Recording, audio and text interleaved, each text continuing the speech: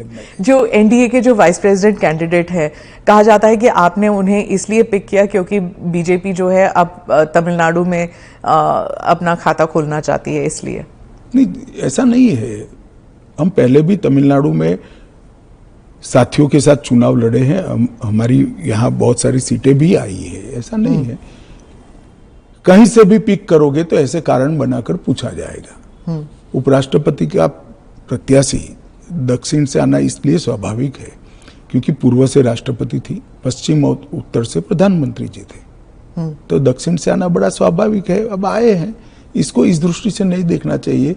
श्री राधाकृष्णन जिनका बहुत लंबा राजनीतिक जीवन रहा है, वो 2 बार संसद के सदस्य रहे, हमारी पार्टी के अध्यक्ष रहे, झारखंड के गवर्नर रहे, तेलंगाना के गवर्नर रहे, पांडिचेरी के गवर्नर रहे, मुंबई के गवर्नर रहे, और सार्वजनिक जीवन में एक साफ सुथरा उनका जीवन है और एक बेहद मैच्योर राजनीतिज्ञ है।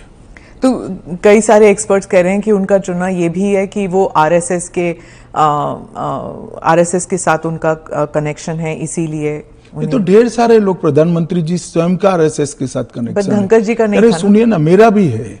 तो हम लोगों का चयन देश ने इसलिए किया है कि हम आरएसएस से है। आरएसएस के साथ कनेक्शन होना कोई माइनस पॉइंट है क्या? आप बताइए। जरा भी नहीं है। अटल बिहारी वाजपेयी जी भी आरएसएस से कनेक्टेड थे, श्री अडवाणी जी भी आरएसएस से कनेक्टेड थे, मोदी जी भी है, मैं भी हूं, राधाकृष्णन जी भी है। और जो इंडिया अलायंस के जो कैंडिडेट है, उनके बारे में आपने कहा कि उन्होंने एक समय था जब उन्होंने नक्सलिज्म। मेरे कहने से क्या होता है, वो तो सुप्रीम कोर्ट का रिकॉर्ड है। सलवा जुडम को इन्होंने खारिज कर दिया। आदिवासियों का आत्मरक्षा का जो अधिकार था उसको उन्होंने समाप्त कर दिया। इसके कारण इस देश में नक्सलवाद 2 दशक ज्यादा चला है।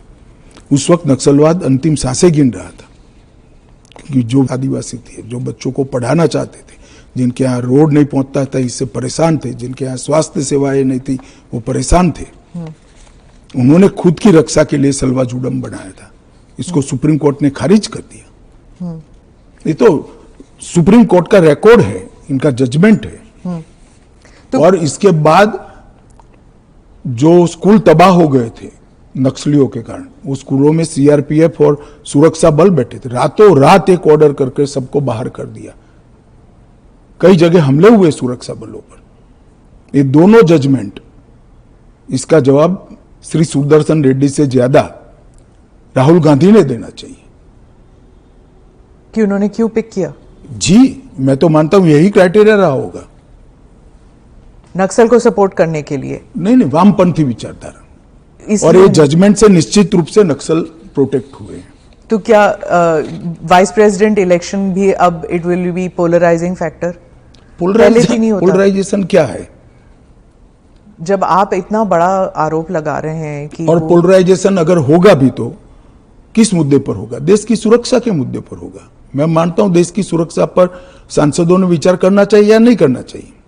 एएनआई के साथ बात करने के लिए धन्यवाद। आपका धन्यवाद।